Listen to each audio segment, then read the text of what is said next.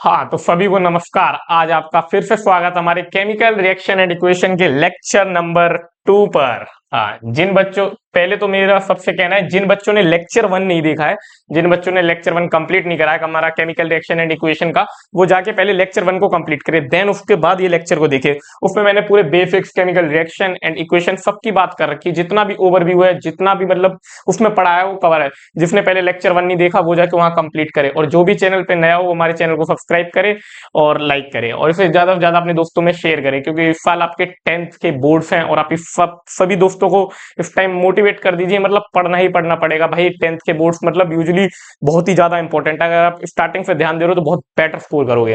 हाँ, तो इसी के साथ अब हम स्टार्ट करते हैं लेक्चर नंबर 2, जिसमें हम पढ़ने जा रहे हैं केमिकल रिएक्शन एंड इक्वेशन के बारे में।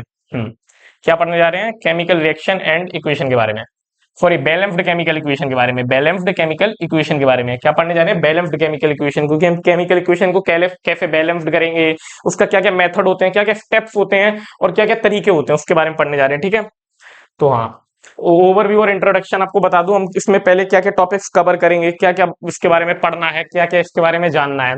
तो पहला जो हमारा टॉपिक रहेगा वो रहेगा balancing chemical reaction. Chemical reaction को कैसे बैलेंस करना है, क्या होता है क्या नहीं। और दूसरा जो टॉपिक है वो how to balance an equation, एक इक्वेशन को कैसे बैलेंस करना है। जैसे कि यहाँ पे लिखा है जो N2 प्लस 3H2 और 2NH3, क्या लिखा है? N2 plus 3H2 2NH3। तो यहाँ पे दो मॉलिक्यूल है, यहाँ पे N के और यहाँ H2 के 3 मॉलिक्यूल यहाँ करके यहाँ 3 2 कर दिया। जैसे कि यहाँ 2N हो गया और H3 है, इसका ये मल्टीप्लाई हो गया 3 2 6, जो भी मतलब इसके आगे है वो हम आगे आपको बताएंगे कैसे क्या करना है क्या नहीं। ठीक है, अब इसी के साथ आगे बढ़ते हैं। नेक्स्ट टॉपिक हमारा स्टार्ट होता है बैलेंसिंग केमिकल रिएक्शन, जिसमें हम पढ़ने वाले हैं कि कैसे केमिकल रिएक्शन को बैलेंस करना होता है, उसके बारे में क्या क्या है। A balanced chemical equation is one where the number of atoms of each element is equal on both the reactant and product side. अब जिसने लेक्चर 1 नहीं देखा हो तो उसे समझ में नहीं आएगा रिएक्टेंट क्या होता है, प्रोडक्ट साइड क्या होती है। ये वो होते हैं जैसे जो केमिकल, जो भी ये केमिकल रिएक्शन है उसके जो ये क्या लेफ्ट साइड है वो क्या होगा? रिएक्टेंट होगा। क्या होगा? रिएक्टेंट होगा। जो लेफ्ट साइड है एक केमिकल रिएक्शन को उसे हम बोलेंगे रिएक्टेंट, और जो राइट साइड होगा उसे हम बोलेंगे प्रोडक्ट। क्या होता है? प्रोडक्ट। हाँ, इसे हम आगे डीपली में पढ़ेंगे, जब हम टाइप्स ऑफ केमिकल रिएक्शन के बारे में पढ़ेंगे तो उसमें हम पता करेंगे केमिकल जिसे रिएक्टेंट क्यों बोलते हैं, इसे प्रोडक्ट क्यों बोलते हैं, कैसे दो एलिमेंट मिलकर एक कंपाउंड को बनाते हैं। हम इसके बारे में आगे पढ़ेंगे केमिकल रिएक्शन एंड इक्वेशन के चैप्टर में। तो जो ये बैलेंसिंग केमिकल रिएक्शन है उसमें हमें पता चलता है balanced chemical equation number of atoms equal होते हैं, रिएक्टेंट साइड भी और प्रोडक्ट साइड भी। क्या होते हैं? Number of atoms are equal in reactant and product side, both दोनों तरह, दोनों तरफ नंबर ऑफ एटम्स इक्वल होते हैं। कैसे? देखो, जैसे यहाँ H2 है और यहाँ O2 है, क्या है? हाइड्रोजन के पास दो मॉलिक्यूल है, ऑक्सीजन के पास भी दो मॉलिक्यूल, दो एटम है। मॉलिक्यूल बोल रहे हो, एटम कोई दिक्कत नहीं है। H के पास भी दो एटम है, ऑक्सीजन के पास भी दो एटम है। यहाँ H2O क्या बनना है? कंपाउंड बनना है। यहाँ तो नहीं है, तो ये क्या है? यहाँ पे H के दो मॉलिक्यूल है, O के एक ही मॉलिक्यूल है, तो ये तो बैलेंस्ड नहीं है, तो इसलिए हम क्या बोलेंगे? इसे नॉट अ बैलेंस्ड रिएक्शन। अब हम इसे बैलेंस्ड करना सीखेंगे कैसे, और ये किस लॉ के बेसिस पे बैलेंस्ड होते हैं। लॉ ऑफ कंजर्वेशन ऑफ मास, जो आपने बेसिकली 9th में पढ़ के आए। जिसने 9th नहीं पढ़ी उसकी भी कोई दिक्कत नहीं है, पर अब यहां से पढ़ना स्टार्ट कर दो, क्योंकि अगर अब नहीं पढ़ोगे तो बहुत दिक्कत होगी आगे। तो लॉ ऑफ कंजर्वेशन ऑफ मास के बारे में आपको बताना चाहूंगा। लॉ ऑफ कंजर्वेशन ऑफ मास होता है मास can neither be created nor be destroyed in a chemical reaction. That means ना मास बनता है ना खुद से बनाया जाता है, जो ना डिस्ट्रॉयड होता है। कहने का मतलब mass is neither created nor destroyed in a chemical reaction. Chemical reaction में ना मास बनाया जा सकता है ना डिस्ट्रॉय होता है, तो उसे बोलते हैं law of conservation of mass. ठीक है, हाँ। तो अब हम सीखेंगे कैसे एक balance an equation. Let's learn how to balance an equation. ठीक है, अब हम सीखेंगे कैसे एक इक्वेशन को कैसे बैलेंस करते हैं। ठीक है, तो कुछ उसके स्टेप्स होते हैं। स्टेप 1 से स्टार्ट करते हैं हम। इससे स्टेप 1 से स्टार्ट करते हैं हम। Writing the chemical reaction in word form. जैसे कि आपको कुछ क्वेश्चंस मिलेंगे डायरेक्ट केमिकल रिएक्शन क्या होगा वर्ड फॉर्म में होंगे, डायरेक्ट वो मॉलिक्यूल्स या कंपाउंड के फॉर्म में दिया होगा, जैसे यहाँ वर्ड के फॉर्म में दिया है। ये बेसिकली आपके लिए एक हार्ड एग्जांपल हो जाएगा, क्योंकि ये एनसीईआरटी का एग्जांपल है, इस वजह से इसे डाला है। हम इसे बाद में डिस्कस करते हैं, पहले हम अपना एग्जांपल यहाँ लाते हैं। ठीक है, जैसे मैंने अभी पीछे आपको दिखाया था H2 प्लस O2, क्या दिखाया था? H2 प्लस O2, बेसिकली क्या बनना है यहाँ पे? H2O। हाँ, जैसे आप देख रहे हो यहाँ हाइड्रोजन के कितने? दो मॉलिक्यूल हैं, और ऑक्सीजन के कितने? दो मॉलिक्यूल हैं, और यहाँ पे क्या बनना है? कंपाउंड H2O, जिसे हम बेसिकली कहते हैं वाटर। क्या कहते हैं? वाटर। ठीक है, अब यहाँ हाइड्रोजन के कितने मॉलिक्यूल हैं? 2 मॉलिक्यूल, ऑक्सीजन के 2 मॉलिक्यूल, बट यहाँ पे हाइड्रोजन की तो फुलफिल हो रही है, 2 मॉलिक्यूल 2 मॉलिक्यूल, ये तो इक्वल है, बट जो ऑक्सीजन है ना उसके मॉलिक्यूल इक्वल नहीं है। तो हमें क्या करना पड़ेगा? ऑक्सीजन में यहाँ 2 मॉलिक्यूल लगने और यहाँ एक भी मॉलिक्यूल नहीं है, तो हम यहाँ 2 नहीं लगा सकते, कंपाउंड की तरफ हम यहाँ 2 नहीं लगा सकते। अगर यहाँ 2 आप लगाओगे तो ये बेसिकली रॉन्ग हो जाएगा। क्या हो जाएगा? रॉन्ग हो जाएगा। तो हमें क्या करना पड़ेगा? यहाँ मल्टीप्लाई करना पड़ेगा। कहाँ पे मल्टीप्लाई करना पड़ेगा? यहाँ मल्टीप्लाई करना पड़ेगा। तो हम यहाँ 2 लगा देंगे। अब 2 लगा दिया तो यहाँ क्या हो गया? 2 मल्टीप्लाई 2। जैसे मैं अगर यहाँ पे कोई भी नंबर लगा रहा हूँ, कोई भी डिजिट लगा रहा हूँ, तो उसका मल्टीप्लाई बेसिकली यहाँ पे होगा। जैसे 2 हो गया तो एच के कितने हो गए? इसे हम एक टेबल फॉर्म में बना लेते हैं, ठीक है? एच के ओके H2O, ठीक है। यहाँ पे रिएक्टेंट साइड कितने हैं? 2। ऑक्सीजन के यहाँ कितने हैं? 2। यहाँ पे ऑक्सीजन का 1 है और यहाँ पे 2 है, तो बेसिकली यहाँ टोटल कितने हैं? 2 ही है कहने का मतलब, ठीक है। तो यहाँ ये हाइड्रोजन के तो हैं, अगर हम यहाँ पे 2 लगा रहा हूँ तो कितने हो जा रहे हैं? यहाँ पे 4 हो जा रहे हैं। तो यहाँ बैलेंस करने के लिए मल्टीप्लाई करना पड़ेगा किससे? 2 से। यहाँ 2 से मल्टीप्लाई करना पड़ेगा, तब यहाँ 4 हो गया।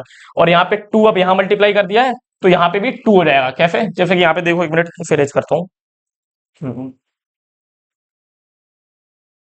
1 मिनट।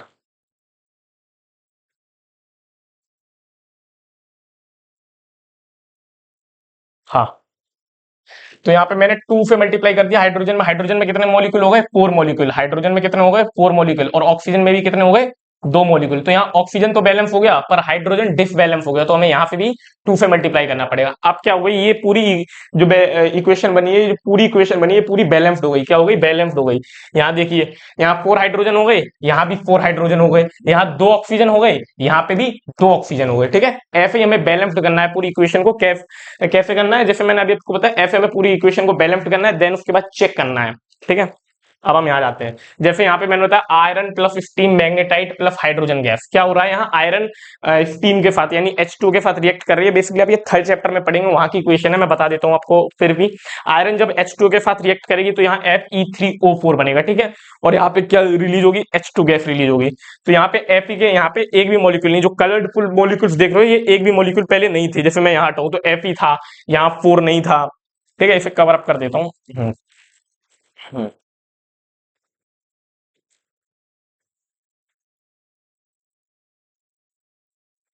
हम्म। तो यहाँ पे एक जैसे Fe है, H2O है, Fe3O है और H2 है, ठीक है। तो हमें यहाँ बैलेंस करने पड़ेंगे। आप जैसे यहाँ 3 फेरस है, यहाँ पे कितनी है? 3 4। आयरन के कितने मॉलिक्यूल हैं? यहाँ 3 है। तो हमें 3 यहाँ लाने के लिए तो हमें यहाँ पे 3 लगाना पड़ेगा। क्या लगाना पड़ेगा? 3 लगाना पड़ेगा। अब हमारा Fe3 और Fe3 ये तो बैलेंस्ड हो गया। अब उसके बाद हमें देखना है यहाँ पे H2O। यहाँ H2O देखना है। क्या देखना है? H2। यहाँ 2 H है और वहां 2 H है, कितने? तो ये तो बैलेंस्ड है, बट O बैलेंस्ड नहीं है। क्या नहीं है? O बैलेंस्ड नहीं है। यहाँ पे ओ बैलेंस्ड नहीं है, सॉरी, आई थिंक यहाँ पे 4 होगा, ठीक है। हाँ, यहाँ पे 4 पहले से ही था, वो मैंने गलती से रेज कर दिया था। तो यहाँ पे कितने? 2 मॉलिक्यूल एच के हैं और यहाँ 2 मॉलिक्यूल एच के हैं, बट ओ के यहाँ पे 4 मॉलिक्यूल्स है। क्या है? 4 मॉलिक्यूल्स। तो हमें यहाँ ओ बैलेंस करने के लिए यहाँ 4 से डिवाइड करना पड़ेगा, वो 4 से मल्टीप्लाई करना पड़ेगा। क्या करना पड़ेगा? 4 से मल्टीप्लाई करने पड़ेगा। तो यहाँ 4 ओ हो गए, ओ तो बैलेंस्ड हो गया। अब ओ बैलेंस्ड हो गया, Fe3 बैलेंस्ड हो गया, यहाँ भी Fe3 बैलेंस्ड हो गया, बट और यहाँ पे ओ बैलेंस्ड हो गया, क्योंकि 4 हो, यहाँ भी 4 हो, बट ये 4 टू जा 8 एच हो गए। कितने हो गए? 8 एच, 8 एच। तो यहाँ पे तो 2 एच थे, तो हमें यहाँ 4 से मल्टीप्लाई करना पड़ेगा। क्या करना पड़ेगा? 4 से मल्टीप्लाई करना पड़ेगा। जब हम यहाँ 4 से मल्टीप्लाई करेंगे तो यहाँ पे भी 8 हो जाएगा, ठीक है। ऐसे करना है। तो ये टेबल फॉर्म में करना है आपको। एक तरफ एलिमेंट लिखने हैं। क्या लिखने हैं? एलिमेंट, फिर number of atoms reactant side के, रिएक्टेंट साइड के नंबर ऑफ एटम्स लिखने हैं, फिर नंबर ऑफ एटम्स लिखने हैं प्रोडक्ट साइड के। किधर के? Number of atoms product side के। जहां पे आपकी ये एलिमेंट है, जैसे यहाँ क्या क्या एलिमेंट यूज हुए हैं? Fe एलिमेंट यूज हुआ है, H एलिमेंट यूज हुआ है, O यूज हुआ है। बेसिकली यही कंपाउंड में भी होंगे और यही रिएक्टेंट साइड और प्रोडक्ट साइड दोनों तरफ यही एलिमेंट होंगे, ठीक है। तो ये लिख लिया। F यहाँ पे हमें रिएक्टेंट साइड कितने थे? यहाँ पे 1 था, तो हमने मल्टीप्लाई 3 करा तो 3 हुआ। यहाँ पे 2 H थे, तो हमने मल्टीप्लाई 4 करा तो 8 हो गया। यहाँ पे 1 O था, तो हमने 4 से मल्टीप्लाई करा तो 4 हो गया। जो मैंने आपको यहाँ भी बेसिकली ओरली समझाया था वो यहाँ पे लिखा हुआ है, ठीक है। तो number of atoms product side कितने थे? 3 थे पहले से ही, तो हमें उसे उधर उधर मल्टीप्लाई करना पड़ा बैलेंस करने के लिए। यहाँ पे कितने? 4 थे, तो यहाँ 2 मल्टीप्लाई करना पड़ा 8 करने के लिए, ठीक है। ऐसे यहाँ पे 4 से मल्टीप्लाई करना पड़ा H2O के, तो इसलिए ऐसे, ठीक है। हाँ, नेक्स्ट। ये मैंने आपको बता ही दिया एक एग्जांपल। हाँ, let's learn how to balance an equation, वही है step number 4। Start balancing the compound reactant of product that contains the maximum number of atoms in that compound balance the element with the maximum number of atoms। हम जब भी balance करेंगे कोई भी equation को तो हमें क्या देखना है, number of atoms reactant side और number of atoms product side दोनों तरफ मैक्सिमम मैक्सिमम हो जानी चाहिए, दोनों तरफ इक्वल हो जाने चाहिए। अगर जैसे एक तरफ मिनिमम है और एक तरफ मैक्सिमम है तो उन्हें हमें बैलेंस करने की कोशिश करनी पड़ेगी। क्या करनी पड़ेगी? बैलेंस करनी पड़ेगी, तभी वो एक बैलेंस्ड केमिकल इक्वेशन कहलाएगी। जैसे यहाँ एलिमेंट है FeHO, तो यहाँ पे ये बैलेंस करने के लिए 4 2 से कर दिया 8 मल्टीप्लाई, बेसिकली वही एग्जांपल का है। ठीक है, when you finally balance the chemical equation all is equal, simple सा यहाँ भी लिख रखा है, जब आप पूरी इक्वेशन को बैलेंस्ड कर दोगे तो वो इक्वल होगी। क्या होगी? इक्वल, उसके नंबर ऑफ एटम सारे इक्वल होंगे। ठीक है, हाँ। अब ये कुछ क्वेश्चंस हैं, जैसे मैंने पहला वाला क्वेश्चन तो डिस्कस कर ही लिया है, H2 + O2 वाटर वाला, तो ये वाला तो आप कर ही लोगे, कोई दिक्कत नहीं उसमें। तो ये तो हमने डिस्कस कर ही लिया है।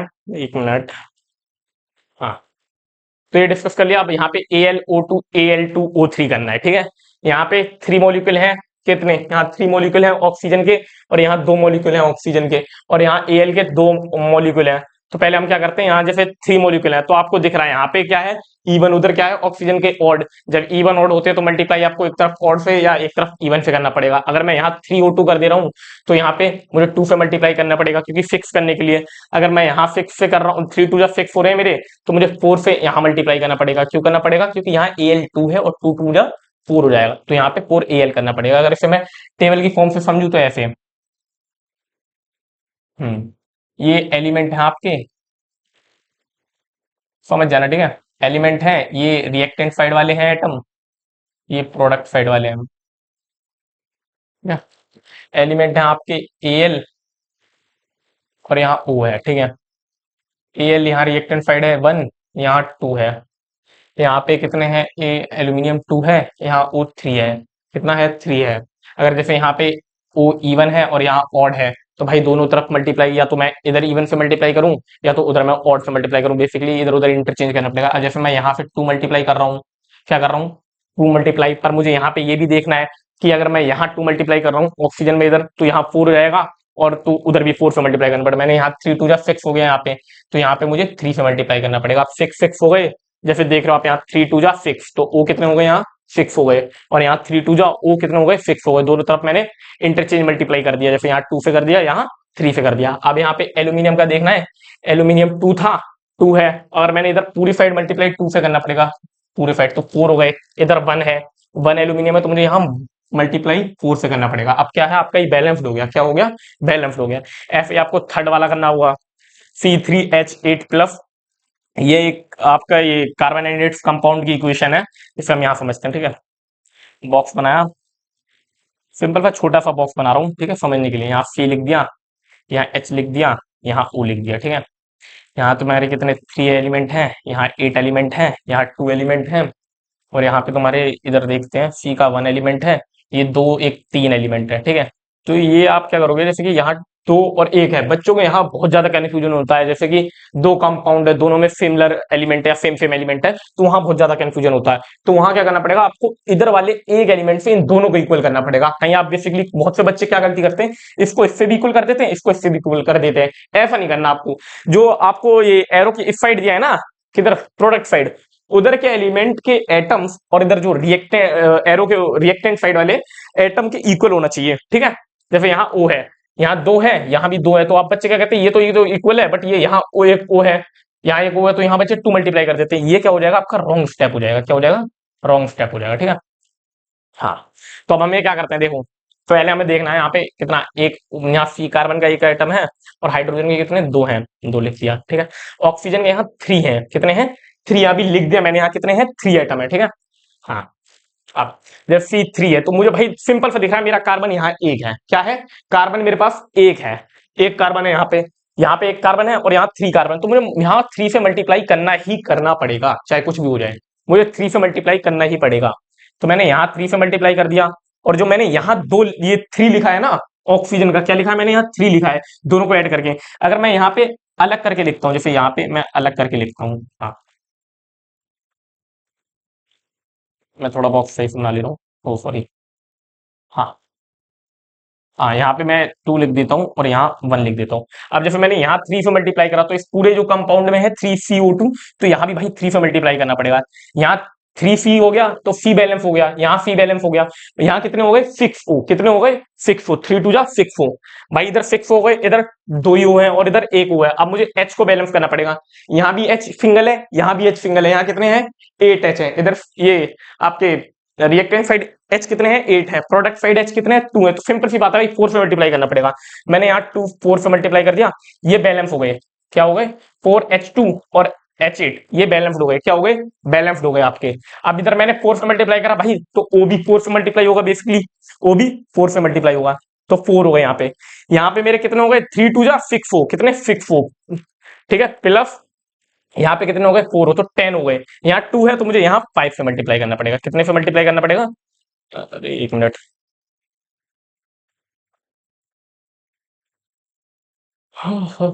यहाँ पर यहाँ कितने से मल्टीप्लाई करना पड़ेगा 5 से मल्टीप्लाई करना पड़ेगा, कितने से 5 से। आप देख सकते हो ये आपकी पूरी जो भी केमिकल रिएक्शन है ये पूरी इक्वल हो गई। कैसे C3, यहाँ कितने हैं 3 एलिमेंट्स, 1 मिनट में पेंसिल कलर चेंज करता हूँ जिससे आपको क्लियर दिखाई देगा। हाँ हाँ, यहाँ C3 कितने हैं 3 कार्बन, यहाँ भी 3 कार्बन, ठीक है।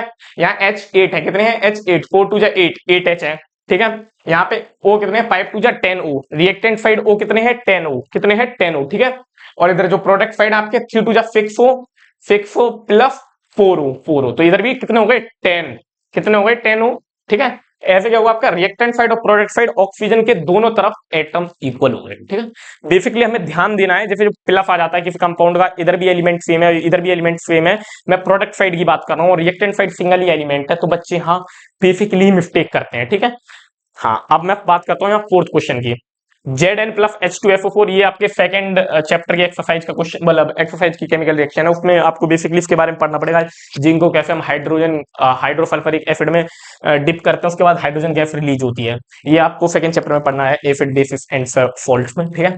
तो Zn यहाँ कितना है Zn 1 है, तो Zn तो बैलेंस है, Zn बैलेंस है, S भी बैलेंस है, यहाँ O भी बैलेंस है, 4 बैलेंस है, H2 भी बैलेंस है, यहाँ H2 भी बैलेंस है, क्या है H2 भी बैलेंस्ड है। आप बहुत से बच्चे कहेंगे यहाँ ये तुम्हारी पूरी केमिकल रिएक्शन बैलेंस है, तो भाई बेसिकली इसे बैलेंस्ड भी कह सकते हैं। अगर तुम्हें जब भी दे देता है कोई, पहली बात तो नहीं देगा, और दे देता है तो आपको यहाँ 2 जिंक मॉलिक्यूल्स ऐड कर दोगे। अगर 2Z1 हो जाएगा तो तुम यहाँ 2 से पूरे से मल्टीप्लाई करोगे, 2 से मल्टीप्लाई करोगे तो 4 2 जा 8 हो जाएगा, क्या हो जाएगा 8 हो जाएगा, क्या हो जाएगा तुम्हें यहाँ 4 2 जा 8 हो जाएगा, तो यहाँ भी तुम्हें 2 से मल्टीप्लाई करना पड़ेगा। जब तुम यहाँ भी 2 से मल्टीप्लाई करोगे तो यहाँ भी, तो पूरी बेसिकली तुम अगर जैसे जब भी बैलेंस कर रहे हो इक्वेशन को, तो कहीं यहाँ पूरे में 1 से मल्टीप्लाई करना पड़ेगा। जैसे कोई भी नंबर 3 ले लिया तो 3 से पूरे में मल्टीप्लाई करना पड़ेगा, 4 लिया तो 4 से भी पूरे में मल्टीप्लाई करना पड़ेगा, ठीक है। अब नेक्स्ट आगे क्वेश्चंस की तरफ बढ़ते हैं।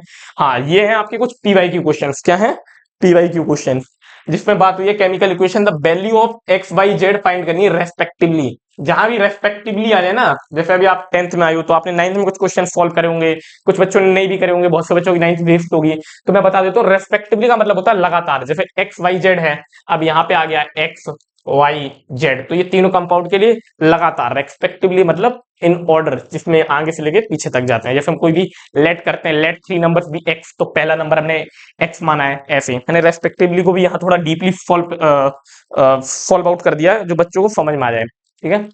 हाँ, तो यहाँ पे हमें इक्वेशन दी है MnO2 x HCl, HCl के आगे में x, यहाँ के एटम काउंट करने, वो सॉरी यहाँ के, हाँ नंबर ऑफ एटम्स काउंट करने, और इधर भी, ठीक है। Mn क्या है 1, Mn क्या है 1, ठीक है।